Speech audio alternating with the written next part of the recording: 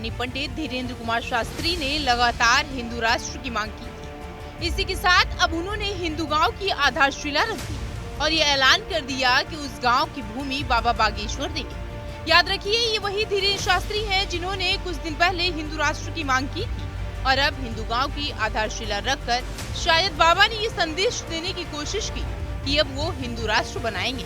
इसी के साथ बाबा ने तो अपना हिंदू राष्ट्र बनाने का ब्लूप्रिंट भी तैयार कर लिया है। उनका कहना है कि पहले वो हिंदू गांव बनाएंगे, फिर हिंदू जिला, उसके बाद हिंदू राज्य और फिर बाद में उनका हिंदू राष्ट्र बनाने का सपना साकार होगा। धीरेन्द्र कुमार शास्त्री ने कहा, बागेश्वर धाम जनसेवा समिति हिंदू और सनातन धर्म के अनुयायियों वाले इस गांव के लिए मुख्य भूमि उपलब्ध कराएगी और दोबारा इसे बेचा या खरीदा नहीं जा सकेगा। इस भूमि पर भवन बनाए जाएंगे और वहां रहने वाले लोगों के लिए कुछ बुनियादी शर्तें तैयार की जाएंगी। इस गांव में गैर हिंदुओं का प्रवेश वर्जित रहेगा। हालांकि सनातन धर्म में आस्था रखने वालों का स्वागत है। हिंदू गांव में घर एग्रीमेंट के आधार पर मुहैया कराए जाएंगे। इसी के साथ बाबा ने ये भी कहा कि हिंदू राष्ट्र की सबसे छोटी इकाई कट्टर हिंदू है, पहले उसको बनाना होगा।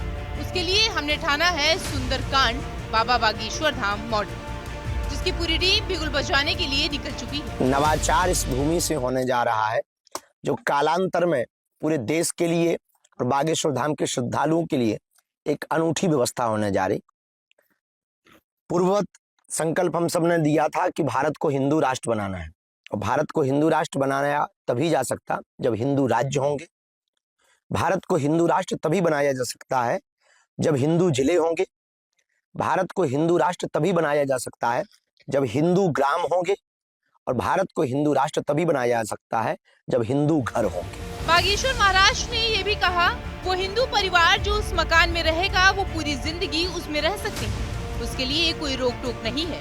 हाँ, ये जरूर है कि वो घर को अपने आप खरीद बेच नहीं सकते, बाकी आजीवन आप उसमें रह सकते हैं। इस हिंदू ग्राम की परिकल्पना में जो वास्तविक बागेश्वर धाम के प्रति शरणागति भाव रखते हैं, निष्ठा रखते हैं, उनके लिए ही यह स्थान प्राप्त हो पावेगा, उनके लिए ही यहाँ पर भवन प्राप्त हो पावेगा।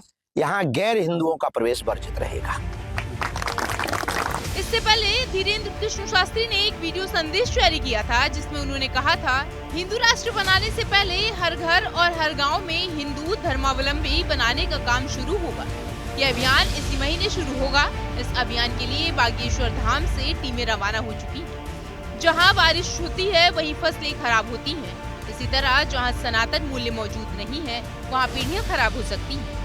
हम धर्मनिष्ठ हिंदू बनाने के लिए काम करेंगे। प्रत्येक ग्राम पंचायत में एक प्रधान नियुक्त किया जाएगा। यानी पंडित धीरेन्द्र कृष्ण शास्त्री का कहना है, इस माध्यम से देश में नई क्रांति खड़ी होने वाली है। अब आइए ग्राफिक के जरिए आपको समझाते हैं कि आखिर कैसा होगा ये हिंदू गाँव। इस गाँव की घोषणा सार्वजनिक रूप से की गयी। इस गाँव में 1000 परिवार रहेंगे। सभी परिवार हिंदू धर्म के ही होंगे। गांव में गैर हिंदुओं का प्रवेश वर्जित रहेगा, लेकिन सनातन धर्म में आस्था रखने वालों का स्वागत रहेगा। इस गांव में रहने वालों का जीवन वैदिक संस्कृति पर आधारित होगा।